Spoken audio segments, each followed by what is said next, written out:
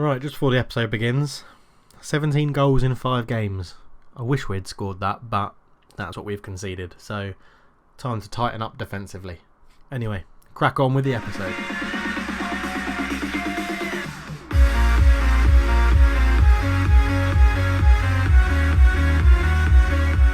Hello everyone and welcome back to Saving the Tigers. Hello.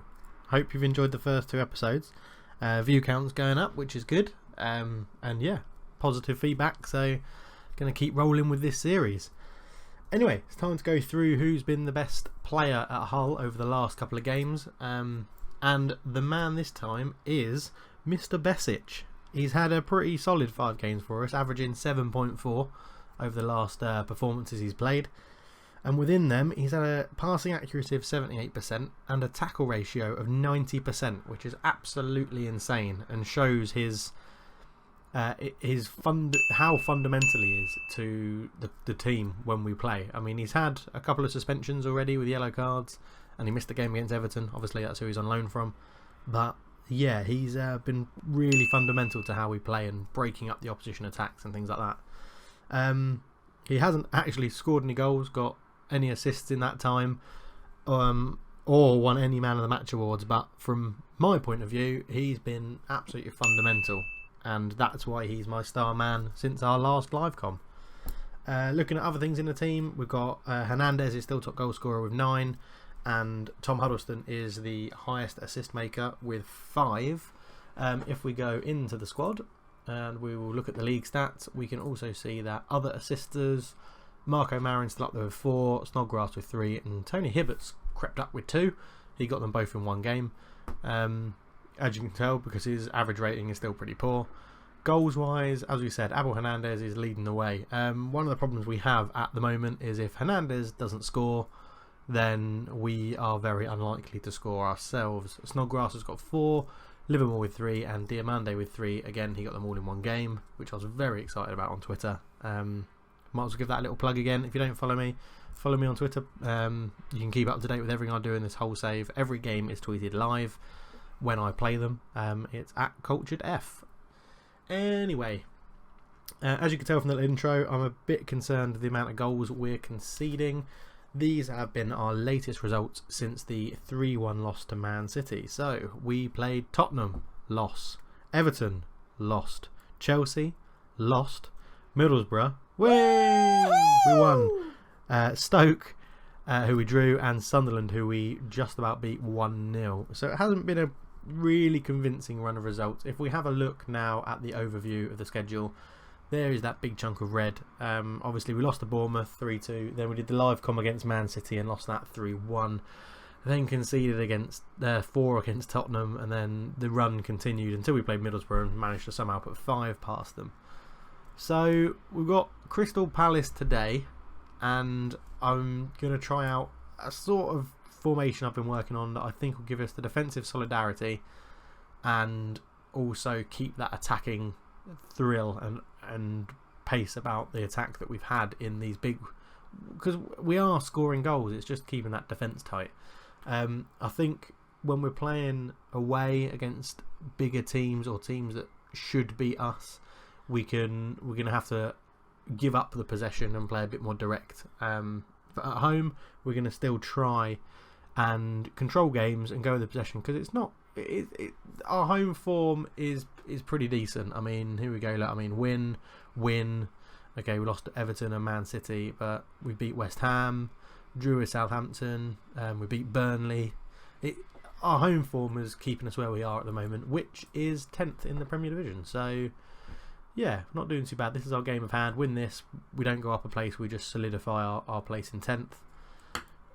Yeah, I mean, all in all, we're having a very decent season for Hull. I'm looking forward to January coming, because we need to get some reinforcements in on loan, hopefully from abroad.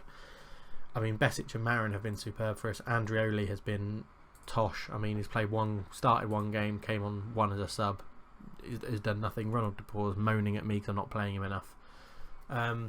Whereas Ravel Morrison, on the other hand, has been, I've been really impressed with him. He's done really well. So 6.9 average, played 12 games, 1 goal, 1 assist. And the board love him.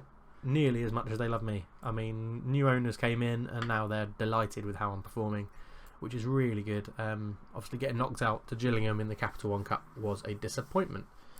Anyway, as I said, it is game day, so we'll crack on with that. It's Crystal Palace away, and I will see you on the game day screen. Okay, so welcome back. This is how we line up away to Crystal Palace. This is the new formation I've gone with. As I've said, hopefully, defensive solidarity. Those four should not attack whatsoever. And then there is a big divide, but the direct football should help us get it forward. So, Alan McGregor returns in goal. He's back from his injury. He's played one game and kept a clean sheet, which is a very good start. Back four, El Mohammadi, Dawson, Davies and Robertson is our strongest back four we can put out. Really happy to have Michael Dawson back. He's already scored a goal for us. Looked a bit susceptible in his first game back. Looked like he was lacking match fitness. But yeah, happy with that back four. Huddleston and Besic sit in front of the back four. Huddleston is the playmaker, so hopefully they'll get the ball to him and he can spray the passes like we all know he likes to. And Besic is now in there as a ball-winning midfielder. He'll chase them down. Do the Kante role if you like. I mean, Makaleli role, I guess, if for my generation. Two wingers in Marin and Morrison, pretty much nailed on for their teams. Snodgrass has been injured, that's why he's on the bench. And Hernandez and Diomande up front. Diomande is the most infuriating player I think I've ever had in this game. He can go from a hat-trick and getting a 9 point something one game, to getting a 5.4 the next game, to getting a 7, to getting a 9, to getting a 3. He is so inconsistent, it is unbelievable. And then on the bench we go like this. So Johan ter Horst is on the bench, the youngster, still trying to give him some game time. Snodgrass, Livermore, Alex Bruce is also back from injury, so he finds a place on the bench. Tony Hibbert, Dusan and Sam Clucas.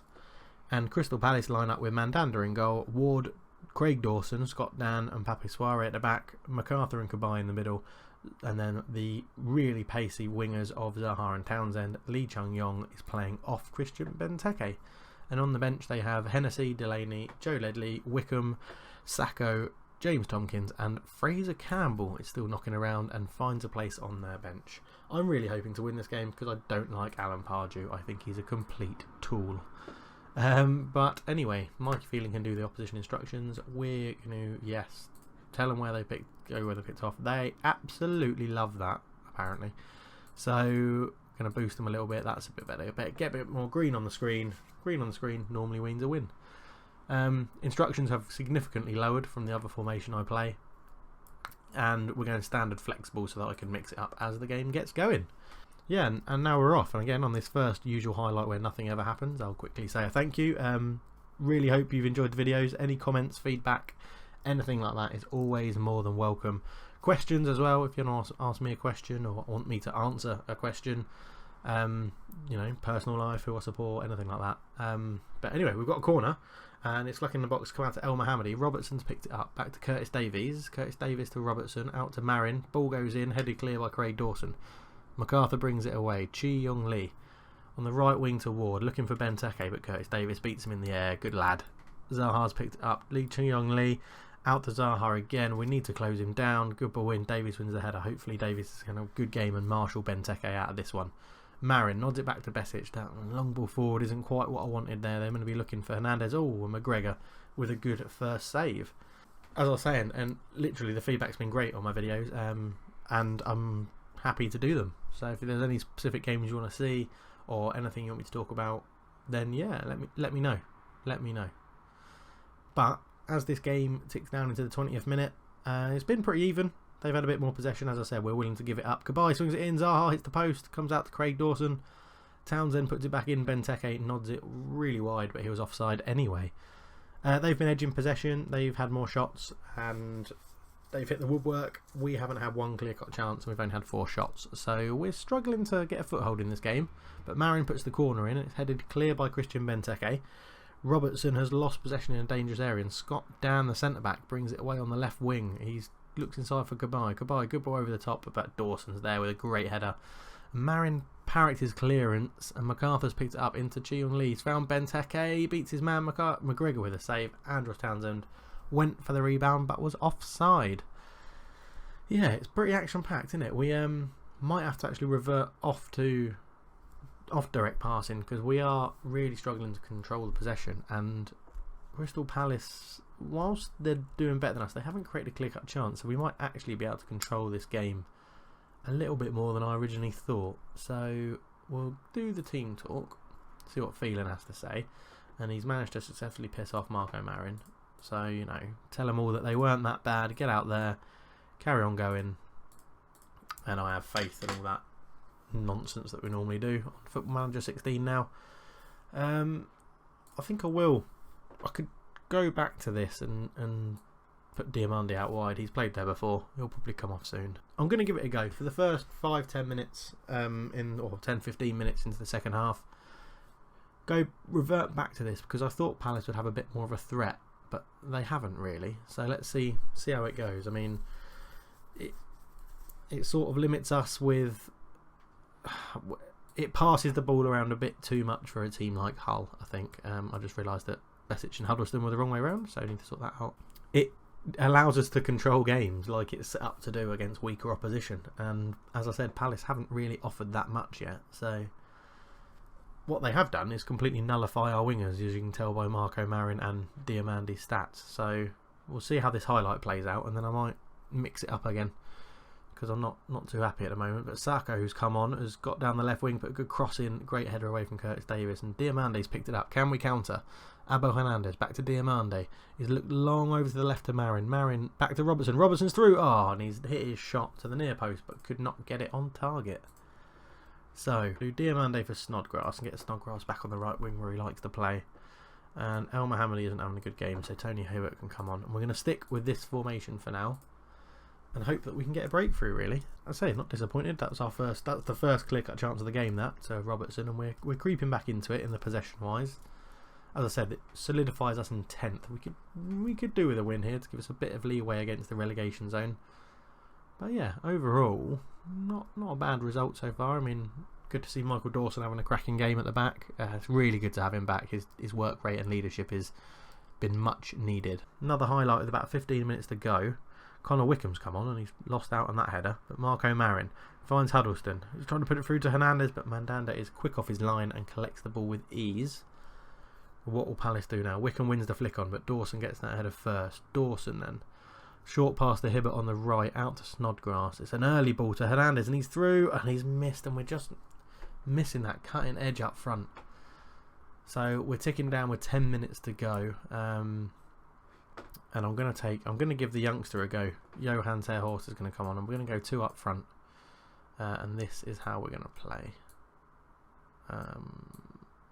No, we're going to leave Besic there because he actually plays really well there. And Huddleston is going to become a deep line playmaker on support, and Terhorst is going to become a poacher to get on the end of things. We're going to switch to actually have wingers. Sorry, I'm getting too involved with changing my tactics over. In fact, do you know what we're going to do? We're going to go back to this for a minute, and then I'm going to push both of these up, and I'm going to go for the kill. I mean, fortune favours, doesn't it, and all that nonsense. So 2 wingers, out and out strikers, back 4, those 2 in the middle of the park to hopefully get going. We are going to push slightly higher up because I don't think Connor Wickham's very good and won't be able to get in behind our defence. And we're going to use the wings. We're going to whip our crosses in. Could hit them early. Nah, we'll leave it. We'll just exploit the wings for now. So Johan Terhorst on, Marco Marin off. Last 10 minutes, can we nick a goal? But it's Tompkins at right back, infield to Cabaye. Cabaye over the top, Hibbert wins the header. Chion Lee, Wickham, and McGregor gets the save. We're also going to go attacking for the last 8 minutes. Hopefully fitness will pull through and we can get forward and do it. But Tompkins into Chion Lee. It looks like if anyone's going to nick something here, it's going to be Palace, and Sako's through, and McGregor saves, and Zaha's got an empty net. And my tactical tinkering has probably caused us that result, which is très annoying. But now what we need is really get the ball up there quickly, close them down really high up. Well, normal tempo, that doesn't need to change. Attacking, fluid. Right, let's see if we can nick one back. Oh, bollocks. I hate it when my tactical things cause us to fuck up. And then there we go, in the 85th minute, Saka had far too much space. A great save from McGregor, but Zaha was quick on it. with his pace into an empty net, and off he goes celebrating. Can't really think of much else to change. We're going attacking in Route 1. Time ticking down. Robertson has found Terhorst. Terhorst the ball in field, but it's picked off by Cabai, who's looking for Wickham, but Dawson's picked it up. Come on, we've got one last chance. Robertson gets a rebound, who's looking for Terhorst over the top. Chi-Young Lee, infield to Wickham. Cabai, looking over the top, but Zaha's running the wrong way. Robertson, back to McGregor. Big hoof up pitch, maybe, hopefully, as time kicks down. Ravel Morrison's got to win the header. He hasn't. I think that's going to be all she wrote. There we go. 1-0 Crystal Palace. Absolutely gutting. I thought we'd got over this. I was disappointed. I'm far from pleased with what I've just seen. Besic is really annoyed. I guess he had a good game, but screw him. Well, thanks for watching. Shame I couldn't get the result I wanted. It sees us drop down a place to 11th because Crystal Palace overtake us. I mean, Alan Greger getting man of the match sort of suggests it. 25 shots they had to our 12. They edged the possession as well. It's very much an annoying result. I thought we had got out of this funk. Maybe I'll have to look at the formation and maybe I overestimated Palace. Maybe I should have gone to control the game like we had done in the past. Watford and West Brom next, and then we've got... Oh, one of our games has been moved because it was Man United twice. Now it's just Man United, Arsenal, Liverpool. Oh, no, there it is. Rochdale have fitted in for the FA Cup. Something that I really don't care about, the FA Cup. I just want to keep Hull safe. Anyway, looking at the Premier League, this is how it lines up at the moment. So we're in 11th on 17 points. The relegation zone is 12, so 5 points clear of relegation at the moment. But it could all change pretty much. I mean, well, Leicester are having a shocking season. Top 4, Arsenal, Tottenham, Liverpool, Man United, Man City are keeping around, but look how tight that is. 31 points, 4 teams are on 31 points. Chelsea, Swansea are up there, which is interesting. Bournemouth have had a bit of a fall from grace. We're doing alright. It's a lot better than anyone would have suspected, but still a long way to go in the season. But thank you very much for watching, guys. Please hit that like button if you've enjoyed the video. Subscribe if you want more Football Manager content, and I can guarantee that I'll be doing Football Manager 17 videos when it is released, and I've already signed up to buy the beta thanks to the wonderful loyalty offer that SI Games did, so check that out if you haven't heard about it. Lots of people are reporting it, so I'm not going to go into detail, but thank you very much for watching, and I will catch you guys in a bit. Cheers.